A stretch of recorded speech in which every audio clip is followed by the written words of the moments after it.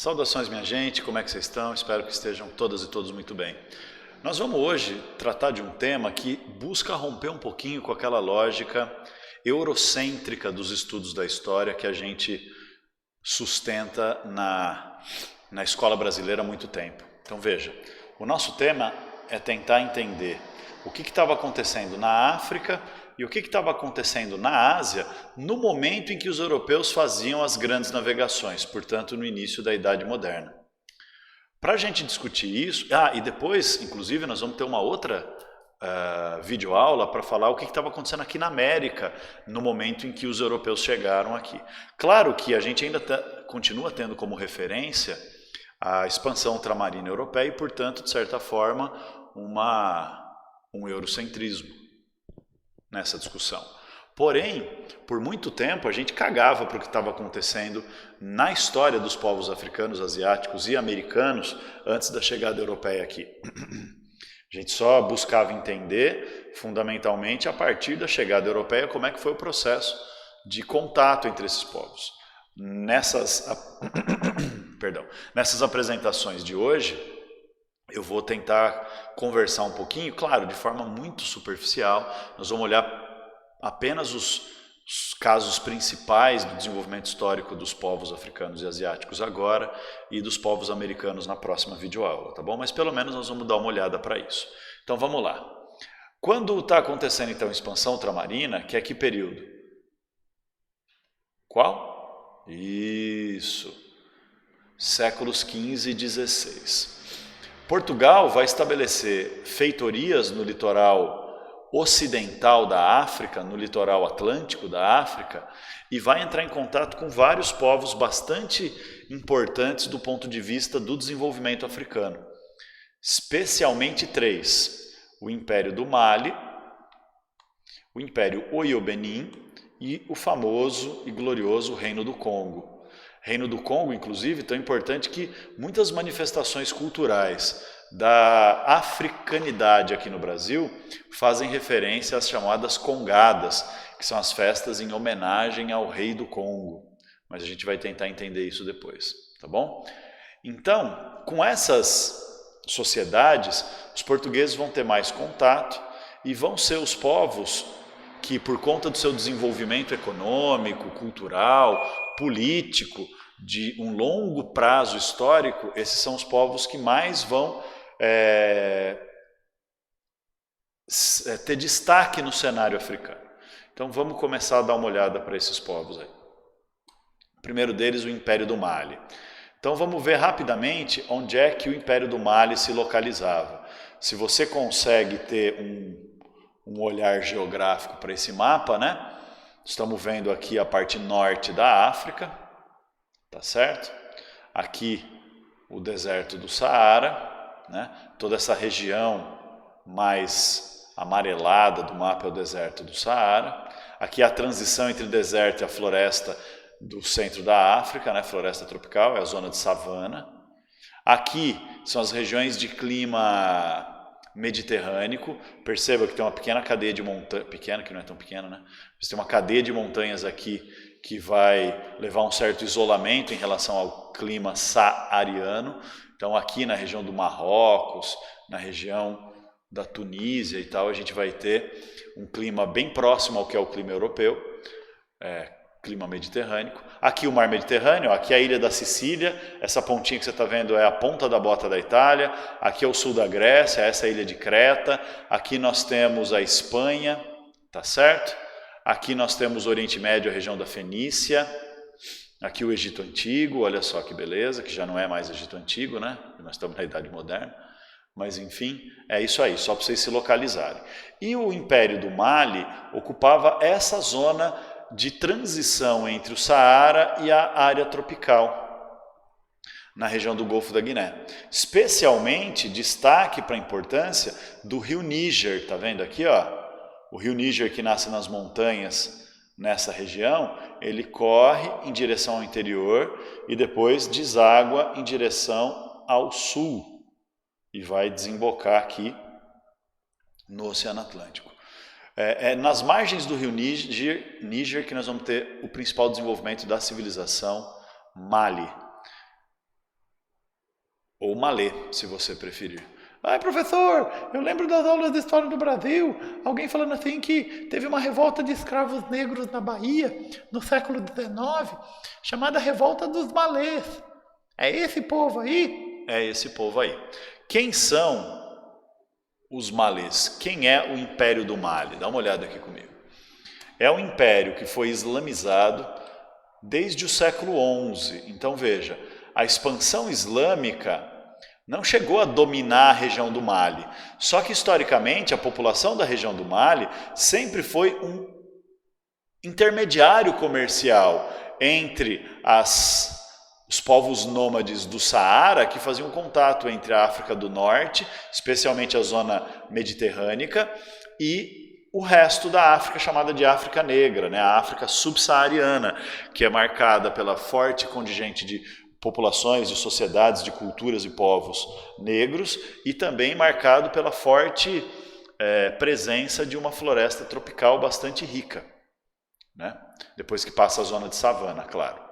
E o Mali sempre foi uma área de transição. Então, os árabes faziam muito comércio no deserto para comprar produtos do sul da África, né? riquezas agrícolas, riquezas comerciais de tudo quanto é tipo, diamantes, pedras preciosas, marfim, escravos também, né? Porque as populações, os povos africanos, os diferentes povos africanos, porque não existia uma África única, a África não é um país, é um continente, então são centenas de diferentes povos que tinham conflitos entre si. E como toda sociedade humana, esses conflitos levavam à escravização desde a antiguidade. E aí os árabes compravam escravos que vinham das guerras entre os povos da região da África subsaariana, e o grande contato comercial dos árabes era o povo malê, que vai virar um império islamizado por conta disso, ou seja, islamizado significa o quê? Que se converteu ao Islã já desde o século XI. Então isso significa que eles eram muçulmanos, que eles seguiam a Sharia, os costumes árabes, né, do islamismo, que eles falavam árabe, que eles liam árabe e que, portanto, eles tinham uma sociedade bastante próspera no comércio e bastante rica culturalmente por misturar a sua base cultural de matriz africana com a influência árabe que vinha lá do Oriente Médio. Tá bom, gente?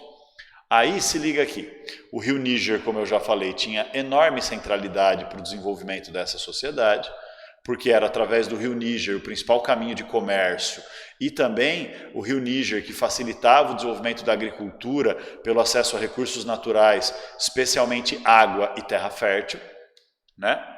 E é nas margens do rio Níger que vão surgir as principais cidades malês, como por exemplo a cidade mais importante, que era Tombouctou, uma cidade que era ao mesmo tempo centro político, ou seja, capital política do Império do Mali, e também centro cultural religioso, de grande desenvolvimento arquitetônico, artístico, tinha uma gigantesca biblioteca e era também um grande centro comercial. Né? Se você olhar no nosso mapa, Tombouctou está aqui. Deixa eu mudar a corzinha para ficar mais visível. Tombouctou está aqui nas margens do rio Níger. Ó. Essa linha aqui é o rio Níger. Aí nós temos também a cidade de Gao, a cidade de Gênese, que são outros centros comerciais e culturais importantes do Império do Mali.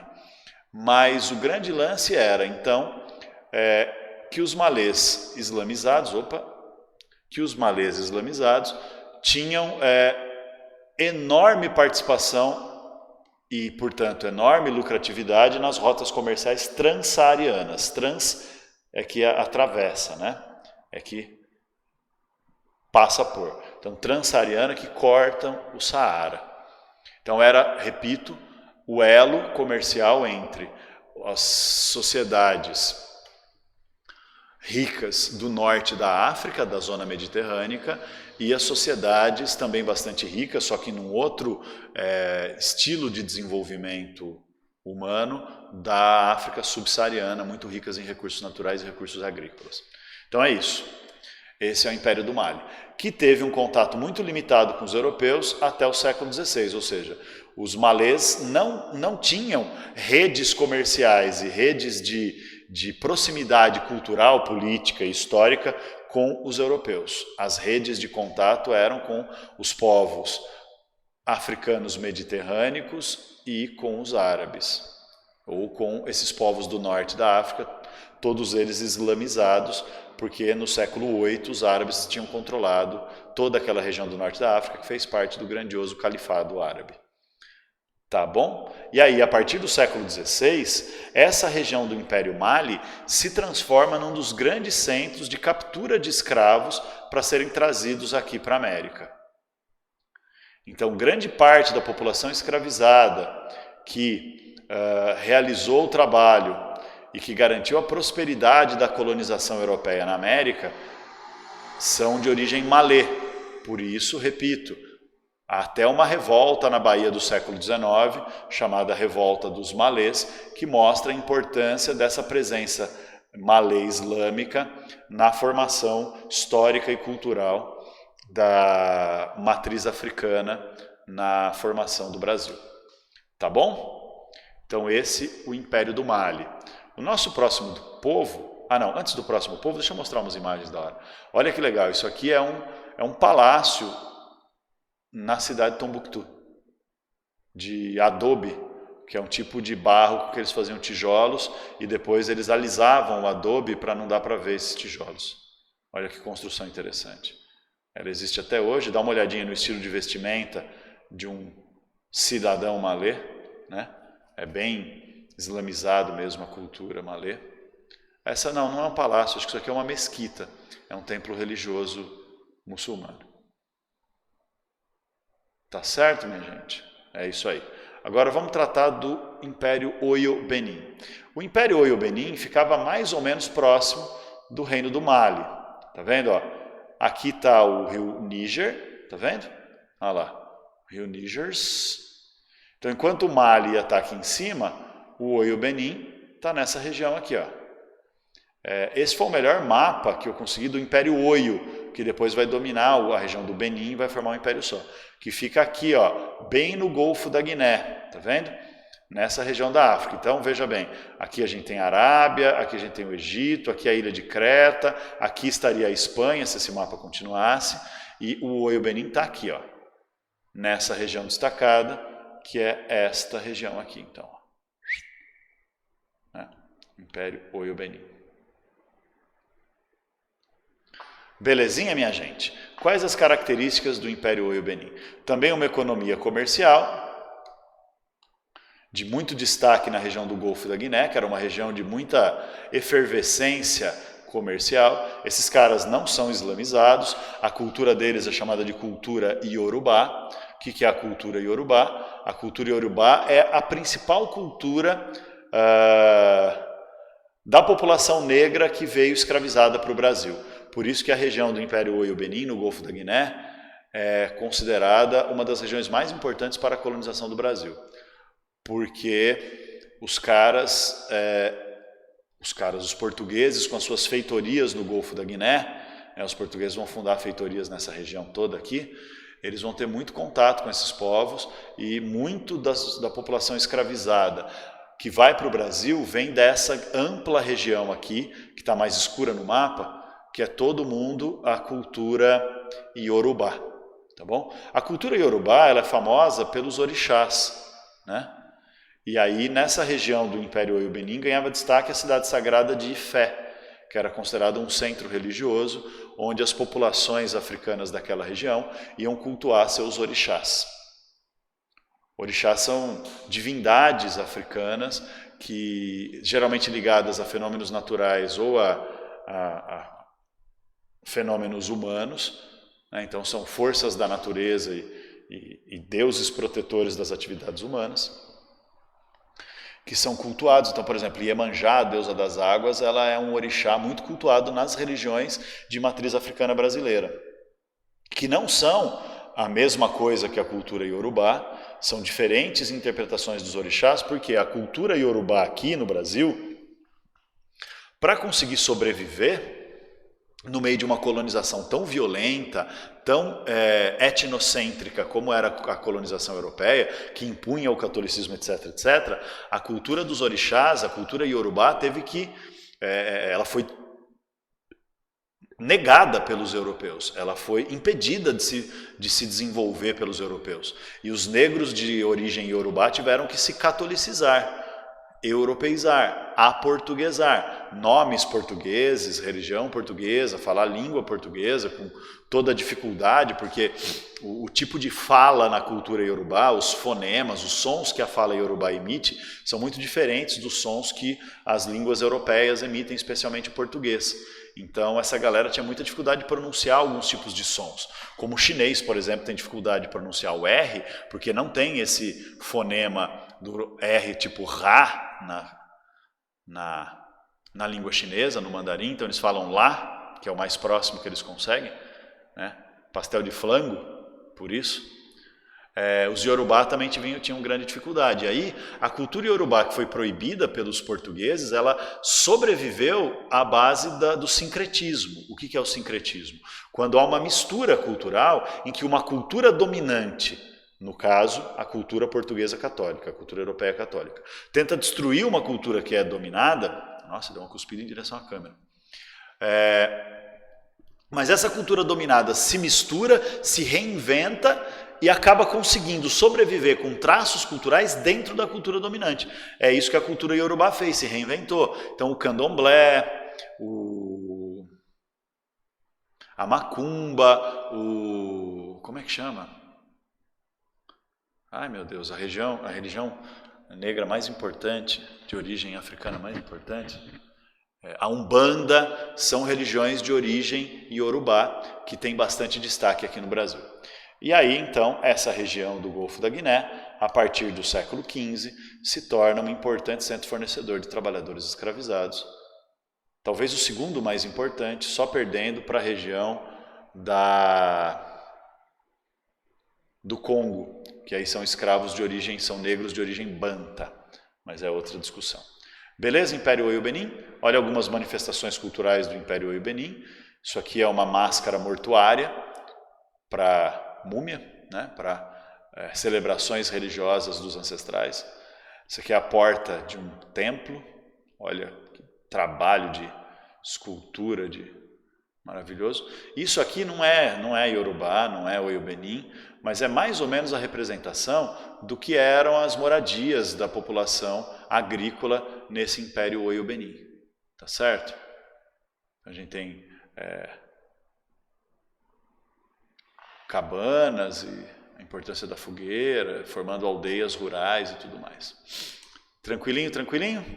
Beleza, vamos para o Reino do Congo agora. O Reino do Congo fica nesta região da África. Eu não consegui encontrar um mapa melhor que apresentasse a África como um todo, para você ter uma noção de localização. Mas eu faço isso para você, porque eu sou um cara gente boa, tá ligado? Olha aqui. Aqui ficaria, então, a região do Reino do Congo. Ó. Tá vendo? Bem para o sul da África, numa região de cultura banta. Então esse é o maior reino organizado, com governo centralizado, com organização de Estado, né? com governantes, sacerdotes, uma burocracia estatal de cobradores de impostos, de fiscais, enfim, imposição de leis de forma unificada, centralizada, como Estado, né? Aquele lance que a gente já discutiu umas 414 vezes, da imposição do monopólio do uso da força e da violência e da padronização da sociedade a partir de um sistema de leis e de um sistema de governo. Então, o Reino do Congo tinha isso. E era, então, uma sociedade altamente desenvolvida, de língua banta, de cultura banta. Os bantos são os povos que habitam essa região do sul da África. São vários povos diferentes de língua e cultura banta. Sofisticada organização administrativa, ou seja, tinha um Estado mesmo. Desenvolveram um intenso contato com os portugueses inclusive, fizeram parceria com o Reino do Congo na criação da colônia de Angola, a colônia portuguesa na região. E aí, como os congoleses, né, o povo do Reino do Congo, tinham um intenso contato com os portugueses, o que eles vão fazer? Eles faziam guerra com os povos do interior da África, e escravizavam esses povos para vender para os portugueses nas feitorias no litoral. Luanda, por exemplo, é um grande centro comercial português no litoral africano que levava escravos especialmente para o Brasil a partir da parceria comercial com o Reino do Congo. Então o Reino do Congo, repito, fazia guerras ou comprava escravos dos povos do interior, também de língua banta, de cultura banta, mas povos inimigos do Reino do Congo ou então povos com os quais o Reino do Congo não tinha um sistema de proximidade e aliança. E aí os portugueses, que estavam só no litoral, compravam esses escravos e além de outras mercadorias que eram levadas para Portugal, né, como diamantes, ouro, marfim,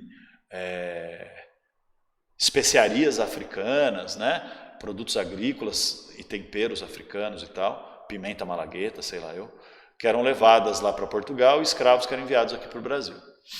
E nesse sistema, então, galera, o Reino do Congo acaba se desenvolvendo com uma proximidade tão grande com os portugueses que o Reino do Congo acaba se convertendo ao cristianismo. O rei do Congo se converte ao cristianismo e a partir disso a difusão do cristianismo na região é muito rápida, exatamente por conta dessa abertura para a entrada e para a influência dos portugueses na região e pelo fato de a parceria com os portugueses ser a principal fonte de lucro, riqueza e poder para o Reino do Congo. O rei do Congo era uma espécie de supermonarca na região. E isso abriu espaço, então, para a formação de uma colônia portuguesa na região, com apoio do Reino do Congo, que vai ser a colônia de Angola, né? Que vai ocupar toda essa região aqui entre o rio Kwanza e o rio Congo. Beleza, gente? Beleza. Dá uma olhada nessas imagens, que interessante. Isso aqui é um religioso português que foi fazer missão religiosa lá no Congo e ele foi recebido por membros da nobreza congolesa que eram sacerdotes católicos. Olha a cruzinha católica nos caras aqui.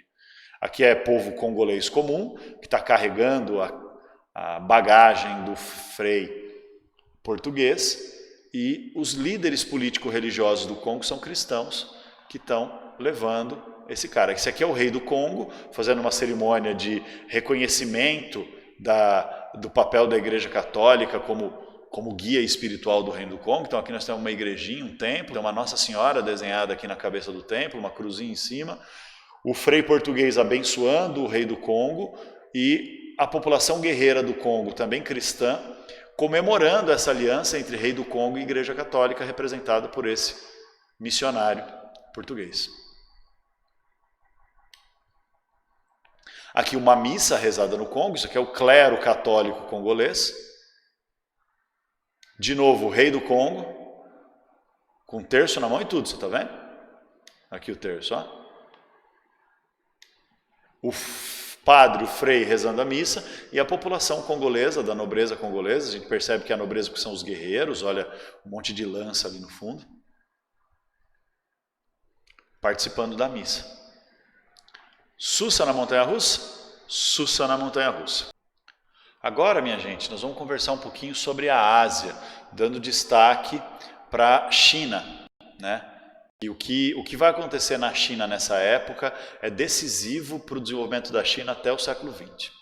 Então veja, na época que os portugueses então começaram a exploração comercial das especiarias orientais, entrando em contato, fundando feitorias na Índia, depois lá na Polinésia e na região ali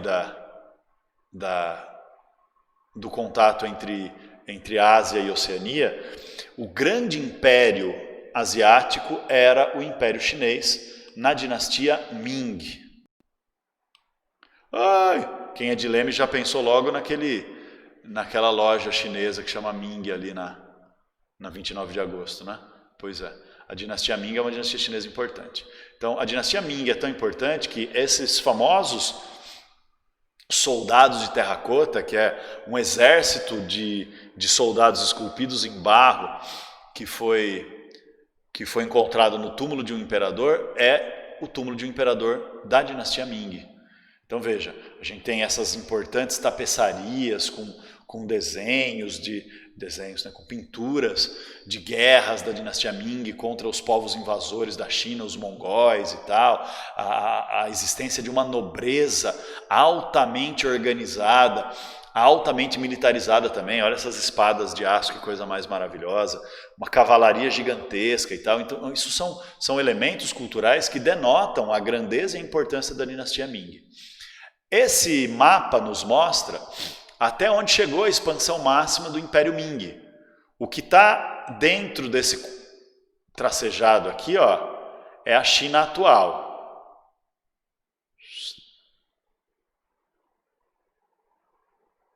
Tá certo? Isso aqui é a porra da China atual. E isso aqui é a China da dinastia Ming, que incorporou inclusive a muralha da China construída durante a dinastia Han. Lá atrás, isso aqui nós estamos nos séculos XV e XVI, né, mais no século XVI, a muralha da China foi construída lá pelo século III, século IV, quando estava rolando muita invasão dos povos da planície centro-asiática, que eram os mongóis e os, como é que chama esse cara? Os hunos.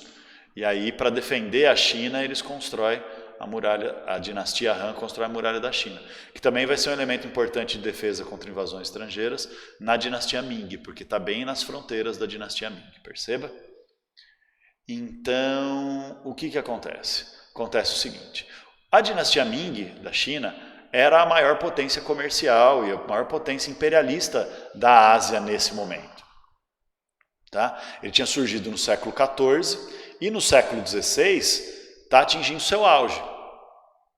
Só que aí o que rola? Rola que vem a expansão dos portugueses, e a expansão dos portugueses leva a conflitos entre a dinastia Ming e suas rotas comerciais na Ásia e na África. Inclusive, dá uma olhada aqui nesses mapas comerciais, olha que interessante. Esse mapa, que eu só achei em inglês, mostra os contatos da dinastia Ming com o mundo exterior. Então veja, aqui mostram as incursões chinesas contra os mongóis para expulsá-los e para evitar a invasão mongol. Aqui mostra os ataques japoneses, porque o Japão estava tentando se afirmar como um império nessa época também, os ataques japoneses a regiões da China, o que vai levar a constantes conflitos e guerras entre chineses e japoneses, que são povos que se odeiam profundamente. Então, você chamar um japonês de China é uma ofensa mortal, você chamar um chinês de japa é uma ofensa mortal também. E você chamar um coreano, que sempre a península da Coreia sempre foi invadida ou por chineses ou japoneses, chamar um coreano de China ou de japa é pior ainda. Ah, mas eles são todos parecidos, são todos iguais. São nada. Nosso olho ocidental que é treinado para não ver as diferenças. Como a gente não vê diferença entre população negra também. Porque, na verdade, é um olhar racista e etnocêntrico que a gente tem sobre as questões étnicas. Mas, enfim, e isso, as outras setas mostram a expansão comercial dos chineses, né? E a chegada dessa seta vermelha, a chegada dos portugueses, que chegam em Goa, depois começam a fazer comércio em Calicut, vão vir aqui para a região da Malásia e da Polinésia, e vão chegar a ter contato também com os chineses, com Taiwan e até com os japoneses. Então, gente, nesse cenário, olha aqui essas rotas, que legal. Isso aqui é uma rota chinesa de comércio que saía da China Ming. Eu escolhi esse mapa porque eu achei muito interessante eles representarem na forma do globo terrestre, né? Sai da China Ming, vem aqui para as regiões da Polinésia, faz comércio aqui e atravessa, vem para a Índia, vem para a Arábia, isso aqui é a Península da Arábia, ó. Isso aqui é a Pérsia. Não, aqui acho que é a Mesopotâmia. Pérsia. Aí vem para a Arábia, da Arábia para a África Oriental, para o leste africano, e há relatos de uma expedição chinesa que saiu da China, fez esse caminho, contornou a África e veio parar aqui na América, em 1314, uma coisa assim, bem antes da expansão ultramarina europeia. Mas o Império Chinês não viu nada de interessante nesse comércio longa distância, porque os povos aqui da América, na parte atlântica, eram povos ainda de uma agricultura rudimentar e de um desenvolvimento seminômade, então ficou por isso mesmo. Mas há sinais de presença chinesa, inclusive no que hoje é o Rio Grande do Sul. Beleza, gente? Então a China era uma superpotência, a China Ming era uma superpotência. E aí o que acontece? Com a expansão marítima portuguesa e depois dos outros povos europeus, isso vai levar a conflitos entre os portugueses e os chineses por conta do controle de rotas comerciais. E aí isso vai levar a China da dinastia Ming, quanto maior a presença europeia na região asiática, mais a dinastia Ming vai se fechando para esse contato com os povos de fora, porque essa sempre foi a postura chinesa, né? Para se defender das invasões mongóis, construiu a muralha da China para isolar a China. Para evitar perder a sua autonomia, vai tentar se isolar do comércio português. Tanto é, do comércio português, do comércio ocidental como um todo.